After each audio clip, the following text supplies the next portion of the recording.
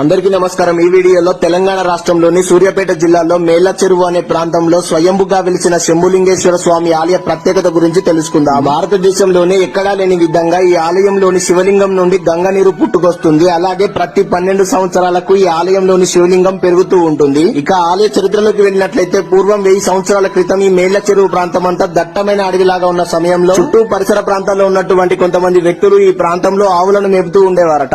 ఆ ఆవుల మంద నుండి ఒక ఆవు ప్రతిరోజు స్వయంభుగా వెలిసిన లింగం వద్దకు చేరుకొని పాలు విడుస్తూ ఉండేదట. ఇక ప్రతిరోజు ఆవు వెళ్లి రాయి మీద పాలు విడవటం చూసిన పశువుల కాపరి పాలన్నీ వ్యర్థమవుతున్నాయన్న కారణంతో రాయిలాగా కనిపిస్తున్న శివలింగాన్ని కొట్టేసి బావిలో పడవేస్తాడట. ఇక ఆ తర్వాత మర్నాడు కూడా అదే ప్రాంతంలో శివలింగం మళ్లీ ఉద్భవిస్తుందట. అలా దాదాపు 20 రోజుల పాటు శివలింగం ఉద్భవించడం పశువుల కాపరి తీసుకువెళ్లి బావిలో వేయడం జరిగేదట. ఇక సరిగ్గా 21వ రోజు పశువుల కాపరికి స్వామివారు కలలో దర్శనమిచ్చి ఆ ప్రాంతంలో శంభులింగేశ్వరుడిగా వెలిసినాను, పూజలు ఆరంభించాలన్న సందేశం ఇస్తాడట. ఆ విధంగా స్వామివారు ఆనాటి నుండి ఈనాటి వరకు మేళ్ల చెరువు శంభులింగేశ్వరుడిగా భక్తులకు దర్శనాన్ని ఇస్తున్నాడు.